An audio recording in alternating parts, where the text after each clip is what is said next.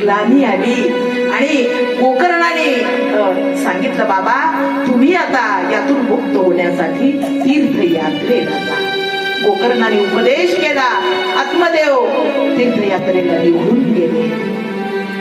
आता घरामध्ये राहिली धुंदुली. धुंदुलीला पण खूप छळ धुंदुकारीने केला आणि त्या धुंदुलीने एका विहिरीमध्ये आपला जीव देऊन आत्महत्या केली.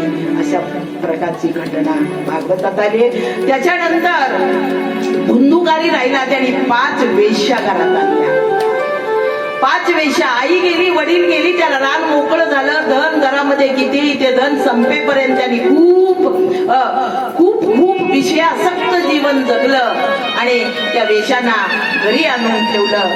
घरी आणून ठेवल्यानंतर त्या प्रत्येक वेश्यांची मागणी, त्यांची मंडरणी किंवा त्यांच्यावर खर्च करण्यासाठी त्याच्याकडे आता धन शिल्लक राहिलं नाही, म्हणून तो चोऱ्या करू लागला आणि चोऱ्या करून धन आणून या वेश्यांना देऊ लागला. आणि एके दिवशी काय वाटलं त्या वेश्यांना, आता हा चोरी करतोय आणि चोरी करून याला जर पकडलं तर याच्या बरोबर आपल्याला सुद्धा काय सगळा जाब द्यावा लागेल, कैद होईल, म्हणून आता आपण यालाच मारून टाकलेलं बरं. म्हणजे काय, आपली बुद्धी जर धुंदुकारी झाली, आपलं कर्म जर वाईट झालं तर आपलं कर्मच आपल्याला मारून टाकतं. म्हणजे काय करतं, त्यावेळेला वाईट बुद्धी देतं, विनाश आपल्याकडून घडवतं, आपलेच विचार बदलतात, आपणच निर्दयी होतो, आपणच अधर्मी होतो आणि आपुला घात आपण केला, अशा पद्धतीनं आपली अवस्था होते. म्हणून रूपक कथा भागवतामध्ये आलेल्या आहेत. बुद्धी धुंदुकारी जर झाली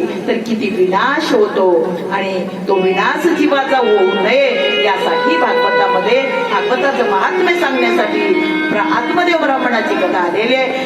त्या धुंदुकारीला त्या वेश्यांनी छळलं आणि एका दिवशी 5 वेश्या एकत्र आल्या आणि 5 वेश्या एकत्र येऊन काय केलं, धुंदुकारीच्या हातापायाला पकडून काही वेश्या त्याच्या छातीवर बसल्या आणि असा नरड त्याचं आवळून मारण्याचा प्रयत्न केला, पण तो मरत नाहीये.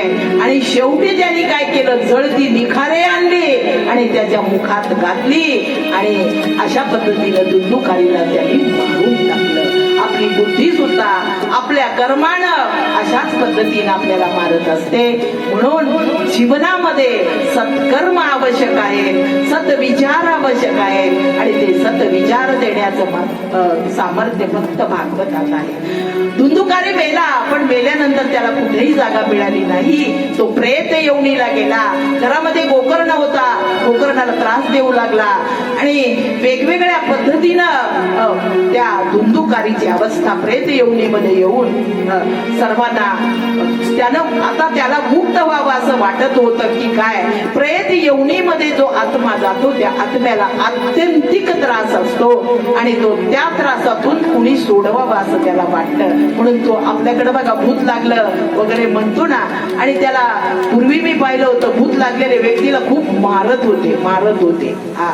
आणि म्हणून ती योनी आपल्या वाट्याला येऊ नये यासाठी भागवत कथा ऐकावी, श्रद्धेने ऐकावी, निष्ठेने ऐकावी, म्हणजे आपली कर्म सत्कर्म राहतील आणि त्या धुंदुकारीसाठी आपली अवस्था होणार नाही. आता भागवताचं महात्म्य काय, गोकर्णाला प्रश्न पडला की आता एके दिवशी तो घरी आला आणि तो सांगू लागला, मी प्रेत योनीला गेलेलो, या प्रेत योनीमधून तू माझी सुटका कर आणि ती प्रेत एवढी त्याची नष्ट करायची असेल तर काय करावं. यासाठी गोकर्णाने अनेक साधू संतांना विचारलं आणि साधू संतांच्या म्हणण्याप्रमाणे आपल्या घरामध्ये भागवताची कथा केली आणि ती भागवताची कथा केल्यानंतर म्हणजे भागवताच्या कथेनी जीवाचा प्रत्येक पापी जीवाचा सुद्धा उद्धार होतो. या न्यायाने 7 दिवसाची भागवत कथा गोकर्णाने आपल्या भावासाठी केली आणि 7 दिवसाच्या कथेमध्ये आता त्या प्रेताला येऊन प्रेत देह नसतो म्हणून एक वेळूची काठी भागवताच्या ठिकाणी ठेवली. त्या वेळूच्या काठीला 7 गाठी होत्या आणि प्रत्येक दिवशी एक गाठ अशी फुटायची. श्रद्धेने धुंदुकारी कथा ऐकायचा. 7 दिवस झाले, 7ही गाठी फुटल्या आणि दिव्य देह त्या गाठीमधून बाहेर आला. बाहेर आल्यानंतर लगेच नारायण भगवंताचं विमान त्याला नेण्यासाठी त्याचे पार्षद आले आणि त्याला त्याची मुक्ती झाली आणि नारायणाच्या चरणावर त्याला जागा मिळाली. हे सर्व कशामुळे झालं? भागवत कथेच्या अनुष्ठानानं झालं.